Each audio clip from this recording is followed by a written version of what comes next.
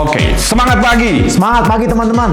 Semangat pagi semuanya. Apa kabar Pak Darmadi? Luar biasa. Luar biasa. Saya Luar yakin biasa. teman-teman dan kita semua pasti luar biasa. Iya. Jumpa lagi bersama saya David Setiawan dan Pak Darmadi Dharma Wangsa dalam Monday Morning Motivation. Dan Pak Darmadi, minggu lalu kita sudah bahas yang low yang pertama ya. Di sana bagus banget, kita sudah belajar mengenai mindset. Kemudian Pak Darmadi tekankan mengenai goals juga ya. Iya. Dan Hari sebenarnya kelanjutan dari buku kelanjutan ini. ya. Buku ini walaupun tipis teman-teman, tapi buku ini merangkum banyak sekali subjek. Yes. Dan sangat luas gitu. Betul. Dan kalau Anda tanya kenapa buku ini tipis, karena penulis ini mengatakan bahwa sebenarnya subjek yang dibicarakan di sini sebenarnya sudah kita hadapi setiap hari. Jadi walaupun subjeknya besar, tetapi subjek ini sangat umum.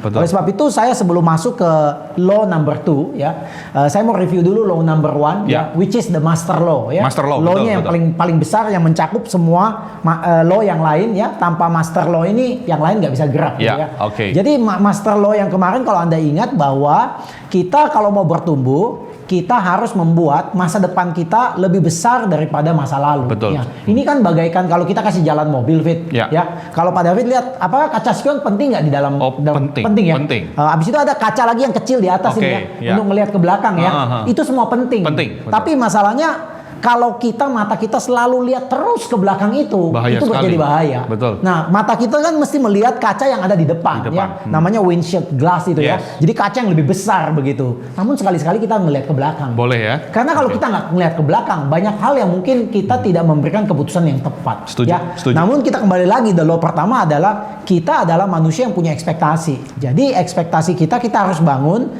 bahwa masa depan kita harus lebih besar daripada masa lalu kita. Ya. Dan kita sudah katakan bahwa masa lalu itu berguna sebagai bahan baku untuk kita tuh belajar sesuatu ya, kemudian move on. Betul. Nah, mari kita masuk di law yang kedua ini ya. Okay. Dari buku dari Dan Sullivan sama Catherine Nomura ini. Nah, law yang kedua kita masuk. Nah, sebelum saya baca ini law-nya, masih ingat kan ada aturannya kan?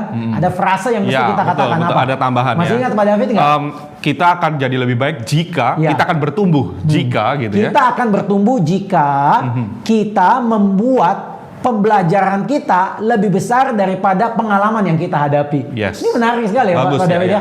Saya rasa Tuhan menciptakan manusia di dunia ini dengan segala macam pengalaman yang berbeda ya Pak David ya. Betul. Mungkin kita dilahirkan dari keluarga yang berbeda, mungkin kita dilahirkan dari negara yang berbeda, mungkin kita dilahirkan di zaman yang berbeda gitu ya. Namun segala perbedaan itu tidak begitu penting Pak David. Tapi yang paling penting adalah apa yang Anda ambil pembelajaran dari pengalaman-pengalaman itu. Setuju. Setuju ya? Setuju. Dan kadang-kadang ini sangat susah Pak David. Ya, saya mulai dengan sebuah cerita ya. Ada seorang pangeran yang manja karena ayahnya itu sangat kaya. Oke. Gitu ya. Nah, satu hari pangeran ini jarang sekali terjun ke lapangan. Dia nggak pernah ke desa di mana bapaknya memimpin seluruh negara itu. Nah, satu hari dia datang ke sebuah desa yang kumuh gitu ya. Nah, desa yang kumuh, kemudian dia kaget sekali karena jalanan menuju desa itu berantakan sekali, jelek sekali, kacau sekali ya. Dan kemudian dia mulai komplain. Karena dia manja ya, dia panggil Perdana Menteri dan dia katakan, ini karena jalan menuju desa ini berantakan, saya pengen jalan ini supaya tidak berantakan, supaya enak dijalani, kaki saya sakit nih jalanin jalan yang jelek ini. Tolong ya, dibuatin ya kulit domba, bulu domba, dipasang sepanjang jalan menuju desa itu.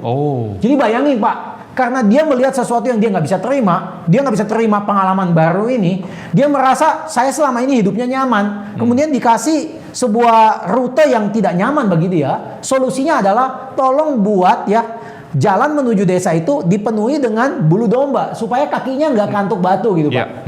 Dan Bapak bisa bayangin nggak berapa kos yang harus dikeluarkan untuk membuat jalanan itu ditutup dengan bulu domba? Luar biasa mahal itu. Nah, Perdana Menteri ini untungnya sangat bijak. Dia bilang, gimana? Pangeran, saya benar-benar setuju bahwa kaki pangeran sakit sekali melewati jalan-jalan yang rusak ini. Betul. Namun alangkah baiknya Pak, uang yang kita mau spend itu kita tahan ya untuk kesejahteraan rakyat. Namun ya saya akan buatin sepatu kulit domba yang begitu bagus sehingga ketika pangeran jalan ya kakinya nggak sakit gitu. Dan pangeran pun oke dengan hal ini. Nah, kenapa saya ambil cerita seperti begini? Seringkali kita menghadapi pengalaman dan kita ingin mengubah pengalaman itu. Betul. Setuju nggak? Setuju. Dan semua pengalaman yang kita hadapin. Nah, pengalaman kan ada dua tipe Pak David ya, kalau kita tahu ya. Pengalaman itu ada dua tipe ya. Belajar dari pengalaman itu, ada pengalaman yang bekerja untuk kita, maksudnya sesuai dengan harapan kita. Ada juga pengalaman yang tidak sesuai dengan harapan kita. Yes. Ya kan ya? Betul. Nah, pengalaman yang sesuai dengan harapan kita nggak usah terlalu diomongin Happy lah kita. Happy lah. Pastilah. Nggak usah dipikirin lah. Betul, ya kan? betul. Tapi kadang-kadang ada pengalaman yang tidak sesuai dengan harapan kita. Nah, bagaimana kita sebagai orang sukses yang punya filosofi bahwa masa depan itu harus selalu lebih baik dari masa lalu, melihat dengan kacamata kita ini pengalaman yang seperti begini, Pak David. Iya. Jujur kita mau ngomong, saya sangat yakin audiens kita juga pernah mengalami pengalaman buruk, ya. Betul. Pak David juga Pasti. pernah mengalami pengalaman buruk. Setuju. Dan jujur kalau kita disuruh ulang kita sebenarnya nggak mau. Nggak mau. Ambil contoh, saya pernah dicopet tuh waktu saya keluar negeri gitu. Iya, iya, oke. Dicopet handphonenya gitu ya. Siapa sih nggak stres dicopet handphonenya, Pasti, Pak? Pak. Iya. Saya bahkan nggak bisa tidur gitu dicopet handphonenya gitu, Pak ya. Nah, tapi kalau saya nanya, apakah pengalaman tersebut mengajarkan saya sesuatu? Of course. Walaupun pengalaman itu membuat saya nggak bisa tidur, stres dan tidak nyaman ya, tapi pengalaman itu membuat saya lebih hati-hati, setuju nggak? Betul. Hah? Betul. Pengalaman itu membuat saya lebih alert gitu. Ya. Nah, pengalaman itu yang mesti kita cari. Nah, tapi masalahnya Pak, pengalaman yang saya tadi katakan, umpama dicopet, kita hanya baru sadar bahwa pengalaman itu berarti mungkin setelah 2 bulan, 3 bulan, 4 bulan setelah kejadian. Setuju nggak? Ya. Dan itu wajar, Pak. Tapi orang sukses yang hebat adalah setiap pengalaman buruk ketika dia hadapi, dia berusaha reframing pengalaman itu. Supaya dia bisa melihat sesuatu yang positif dari pengalaman itu. Bukan setelah 3-4 bulan, Pak. Nah, ini tantangannya nih, Pak. Yes, betul, Pak. Jadi ketika saya kehilangan handphone saya pada saat itu, hati saya pasti kesel dan segalanya. Tapi hari itu pembelajaran itu harus nancep di kepala saya. Kenapa Pak David kalau nggak nancep di kepala saya? Bisa terulang lagi nanti. Besoknya bisa aja dompet saya yang kecolong karena saya tidak hati-hati, benar nggak? Betul. Jadi proses pembelajaran dari pengalaman itu jangan Anda tunda sampai Anda sadar kegunaan dari pengalaman itu.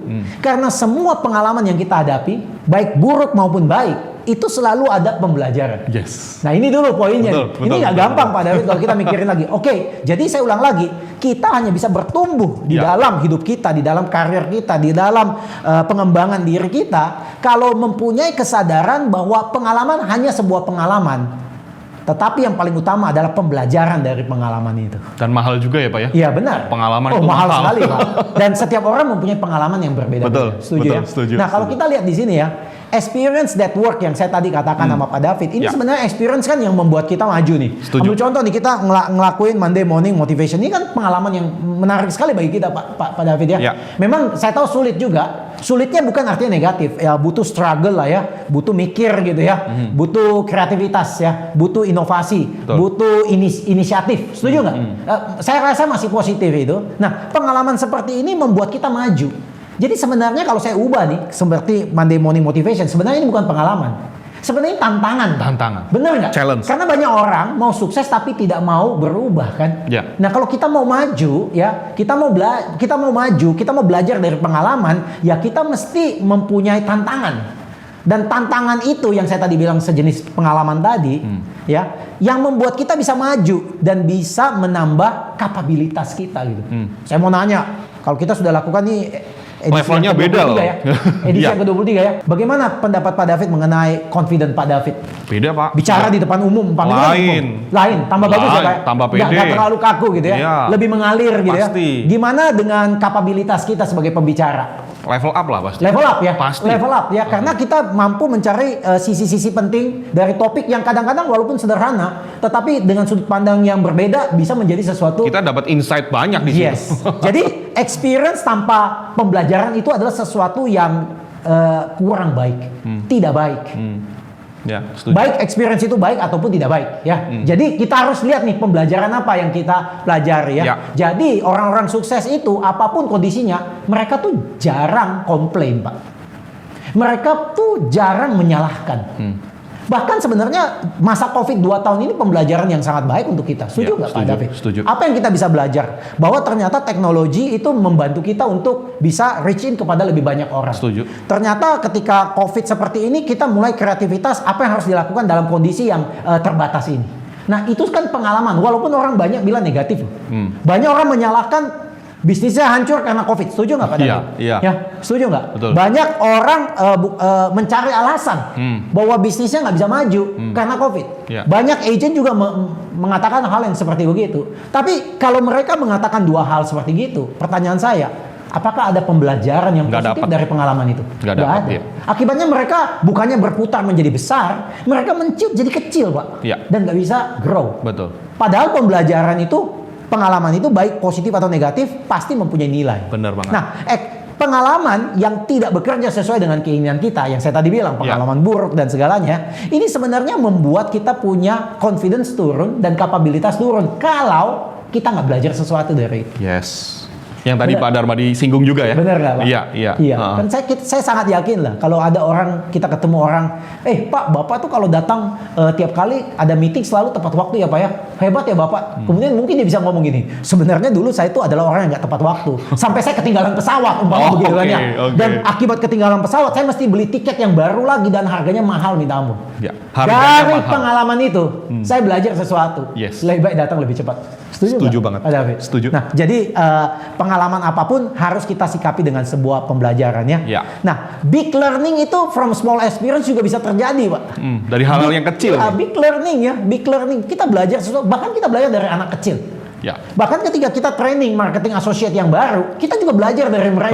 Benar. Ya. Bahkan hari ini Pak, kita adain Monday Morning, kita juga belajar loh Pak. Kita juga belajar banyak sangat banyak. Jadi, nah bagaimana caranya kita membuka hati kita, pikiran kita secara positif untuk belajar? Ini saya posting kemarin di Instagram saya. Ya, ada kata-kata dari Dan Sullivan ini yang mengatakan sebenarnya setiap pengalaman yang kita hadapi, pertanyaan yang diajukan kepada diri kita adalah apa yang alam semesta ini ingin ajarkan kepada kita? Bayangin nih pada bagus sekali nih pertanyaan. Apa yang alam semesta ini pengen ngajarin kepada? Ambil contoh nih, semua orang pengen dapat anak yang nurut, yang baik, yang pintar. Betul. Tapi kadang-kadang kita dapat anaknya yang balikan umpama, anaknya nakal, anaknya malas sekolah, anaknya memberontak. Loh, kalau pengalaman ini kita anggap buruk Pak, pembelajaran kita jadi salah. Yes. Tapi kalau kita nganggap pengalaman ini sesuatu yang ya namanya juga pengalaman ya. Saya mau belajar sesuatu gitu ya. Jangan-jangan kita bisa belajar sesuatu dengan anak-anak seperti yang seperti begini gitu Pak. Challenge tadi. Setuju? Dan bahkan kita lebih bisa banyak belajar dari anak-anak yang tidak nurut ketimbang yang nurut ya. Daripada yang nurut. Setuju banget, setuju saya. Jadi pertanyaan yang selalu menggugah untuk orang-orang sukses adalah sebenarnya apa sih yang Tuhan ingin saya belajar dari kondisi saya? Ya, setuju. Oke? Setuju. Dan itu sebuah big learning dari experience apapun. Dan ini pertanyaan teman-teman juga mesti tanya ke diri dia. Tanya kepada diri kita gitu. Ya, apa yang kita karena semua orang punya alasan untuk tidak sukses. Dan semua orang juga punya alasan untuk sukses. Ini kan hanya masalah you mau pilihnya seperti apa. Jadi kalau teman-teman real estate nih Pak, misalkan ditolak klien, kemudian mau closing gak jadi, dia bisa tanya pertanyaan yang ini. Tanya pertanyaan itu dengan jelas dong, ya kan? Ditolak sama klien, ya, ditanya gitu ya. Makanya kadang-kadang ada agent yang cukup pintar. Ketika ditolak dia akan nanya, Pak, saya terima kasih Pak, udah diberikan waktu presentasi sama Bapak dan saya tahu pada saat ini Bapak belum mau memakai jasa saya, Pak. Tolong Pak kalau bisa kasih saya input Pak. Kira-kira apa yang salah dari produk saya Pak? Apa yang salah dari saya supaya kedepannya saya bisa memperbaiki. Mungkin dengan pertanyaan sangat positif seperti begini mungkin customer nanti akhirnya ngomong gitu kan ya. Ngomong sesuatu dan you belajar sesuatu. Kemudian you move on. You maju satu tingkat lagi, you lulus satu kelas gitu ya. Jadi ada pepatah mengatakan yang begini nih ya, Anda tidak bisa memilih semua pengalaman Anda, setuju? Anda nggak bisa milih. Nggak bisa. Kadang-kadang dikasih pengalaman yang baik, dikasih kadang-kadang pengalaman yang menantang kalau gitu ya. Kalau suruh pilih yang baik semua Pak. kalau boleh pilih yang pasti enak semua. Tapi hati-hati loh Pak. Ketika Bapak pilih semua yang baik, kita nggak dapat belajar apapun di situ. Dan ketika Bapak satu saat ketemu yang jelek, Bapak lebih nggak mampu menghadapinya, Pak. Benar nggak? Bapak lebih nggak mampu menghadapinya. Jadi lebih baik, Pak. Sama seperti main badminton. Kalau main badminton kan itu kan ada set pertama, set kedua. Kalau set pertama you menang, set kedua you kalah, masih ada rubber game. Setuju? Pak David lebih senang kalah dulu baru menang belakang atau menang dulu baru kalah belakang? Waduh, kalau bisa menang terus saya. Iya. Tapi kalau pilihannya hanya tadi seperti apa, Pak? Kalau kalah dulu, menang belakang mungkin better ya. Of course, karena yang tujuan kita kan mau menang. Menang. Ya jadi kalau pengalaman buruk banyak di dalam hidup kita, kita bersyukur. Yes. Karena dari pengalaman buruk Blessing, itu, ya. gini nih, kalau saya menghadapi 10 pengalaman buruk, dan Pak David kasih saya 1 lagi pengalaman buruk, bagi saya nggak ada masalah, Pak. Tapi 10 pengalaman buruk, berikutnya pengalaman baik, itu sangat saya bersuka cita dan semangat. Yes. Tapi kebalikannya, kalau Pak David sudah kesenangan dapat 10 pengalaman baik, kemudian saya kasih 1 pengalaman buruk saja, Pak David ngomel Shock, minta ampun. bisa. Ya, anak-anak zaman sekarang, Pak, Ya. umpama nih, kalau lampu padam, AC tidak nyala. Oh, iya. Seharian mereka marah-marah. Ngeluh ya? Ngeluh gitu kan. Padahal waktu saya kecil, Pak. Nggak pakai AC ya, Pak ya? Bukan nggak pakai AC, lampu jepret-jepret itu seminggu. Biasa lah. Biasa banget, Pak. Bener nggak, Pak? Yes. Iya, makanya orang tua kita generasi sebelumnya itu lebih tahan banting, Pak, dibanding kita, Pak. Benar. Ya, kenapa? Karena masa-masa percobaan mereka, masa-masa pengalaman buruk mereka itu melatih otot mereka. Yes. Setuju nggak? Ya. Setuju. Jadi ada pepatah mengatakan Anda tidak memilih pengalaman yang Anda dapat di dunia ini, tetapi Anda bisa memilih apa yang Anda mau pelajari dari pengalaman itu. Ini luar menarik biasa. nih, Pak. menarik Ini nih. butuh effort, Pak. Yap. Ini butuh framing orang sukses. Ini butuh framing orang positif. Karena lebih banyak orang negatif, Pak. Ya. Bapak pasti pernah dengar orang suka ngomong, Tuhan tuh nggak adil, Pak. Tuhan nggak adil. Yes. Iya, karena dia selalu melihat orang lain lebih baik dari dia gitu kan. Tapi kan dia ngelihat orang lain tuh dari kacamata dari luar saja kan ya. Dan dia hanya snapshot doang, hanya ngelihat pada saat itu. Sebenarnya Tuhan banyak pengalaman-pengalaman yang ingin kita dapat sesuatu dan move on. Oleh sebab itu, ya, Anda tidak bisa pilih pengalaman Anda, tapi Anda bisa pilih apa yang Anda mau pelajari dari pengalaman itu. Yes. Ya, seperti kemarin kita juga cerita bahwa pengalaman itu sebenarnya kaya dalam proses belajar kesempatan yang ada. Kalau Anda mau membuka mata Anda gitu. Ya. Setuju nggak? Benar. Ya, kalau anak kita sekarang sekolah komplain. Saya masih ingat anak saya waktu SMP, SMA suka komplain. Aduh, pelajarannya susah nih. Aduh, pelajarannya susah nih. Aduh, teman-teman di kelas kayaknya pintar-pintar semua nih. Oke. Waktu dia masuk kuliah, Pak, karena pelajarannya udah susah, karena kompetisinya udah berat, dan ketika masuk kuliah, dia merasa tugas-tugas yang di kuliah itu enteng bagi dia. Bahkan sekarang anak saya ditunjuk jadi tutor, jadi pengajar untuk mahasiswa yang lebih baru. Dan dia bilang sama saya gitu, Papi, ternyata tuh waktu saya belajar dulu susah itu bagus sekali loh, Papi. Ternyata saya lebih bisa ngerti sekarang, sehingga saya bisa lebih advance dari orang lain, dan sekarang saya dibayar untuk ngajar yang Luar lebih biasa. baru lagi. Yes. Jadi yang saya tadi bilang, anak saya baru ngomong sekarang untuk pengalaman 3-4 tahun yang lalu. Saya kan tadi bilang, ya, lebih hebat lagi kalau you nggak nunggu 3-4 tahun, you menyadari bahwa kesulitan yang diberikan itu positif. Ya. Tantangan yang diberikan itu baik. Yes. Setuju. Kompetitor yang you hadapi sangat bagus untuk melatih you punya kapabilitas, meningkatkan daya juang Anda. Jangan komplain, Pak. Ya. Karena komplain itu makanan pagi orang-orang loser, Pak. Yes. Saya ulang lagi, bagus juga ya. Komplain itu makan pagi orang-orang loser. Loser. Ya, nyalain orang, makan siangnya orang-orang loser. Aduh. Iya kan, Pak. Abis itu mengeneralisasi kehidupan orang lain bahwa kehidupannya tidak sebaik orang lain, itu makan malamnya orang loser, Pak. Jadi kalau you makan lengkap. sehari 3 kali selama setahun, ya Selesai. udah, Pak. Selesai, Pak. Nggak bisa bertumbuh, Pak. Yes. Langsung stop, Pak. Ya. Iya, ya. Oke. Nah, oleh sebab itu kita mesti menjadi orang yang mampu mentransformasikan ya pengalaman-pengalaman kita untuk menjadi sebuah pembelajaran sehingga kita nggak pernah khawatir bahwa masa lalu kita itu atau pengalaman jelek itu membuat kita nggak bisa maju gitu. Dan ini kesempatan sebenarnya. Padahal kenapa saya bilang kesempatan? Ya. Karena nggak banyak orang mikir kayak begini loh. Ya, setuju. Gak banyak orang, gak banyak orang memikir bahwa pengalaman buruk itu adalah sesuatu yang baik, atau pengalaman buruk itu ada baiknya untuk kita. Gak banyak orang bisa mikir kayak begitu. Ya. Starting dari dia punya mindset lagi. Starting Low one dari tadi mindset. ya kemarin ya. Iya, jadi ini walaupun kelihatannya gampang, Pak, Ya. tapi nggak segampang yang kita pikir. Betul. Oleh sebab itu, poin di sini saya stop dulu. Saya mengatakan bahwa setiap kali ada pengalaman, pisahkan pengalaman yang baik atau pengalaman buruk. Begitu tahu pengalaman buruk, jangan cepat-cepat kecewa, jangan cepat-cepat marah, jangan cepat-cepat cari alasan, jangan cepat-cepat nuduh orang lain. Blaming. Ya. Berhenti sebentar, nanya seperti tadi, apa yang saya mau diajar? Ya. Nah, dari situ you bisa menjadi orang yang jauh lebih hebat, Yes. jauh lebih baik. Ya, kenapa? Karena setiap pembelajaran itu memberikan sebuah pondasi, ya, untuk bisa menghadapi pengalaman-pengalaman berikutnya di masa depan. Ya. Ini naik kelas, Pak, ya. Ya, kita butuh naik kelas, setuju? Butuh. Iya. Dan ketika you naik kelas, seperti you duduk di bahu seorang raksasa. Ketika you berada di bawah, mata you tuh hanya lihat terbatas pohon, ya? Terbatas, Pak. Yeah. Tapi kalau you manjat ke atas nih, Pak, duduk di bahu raksasa, Pak, pandangan you jauh ke depan. Yes. Dan ketika pandangan you udah bisa jauh ke depan, you akan sadar bahwa semua pengalaman, baik buruk maupun baik sekalipun, itu memberikan pembelajaran yang baik untuk kita semua. Iya, luar biasa. Law 2 sudah dibahas, teman-teman. Pasti Anda dapat insight ya dari obrolan kita dalam Monday Morning Motivation. Jangan lupa klik like and subscribe YouTube channel ini. Oke, so see you in Monday Morning Motivation.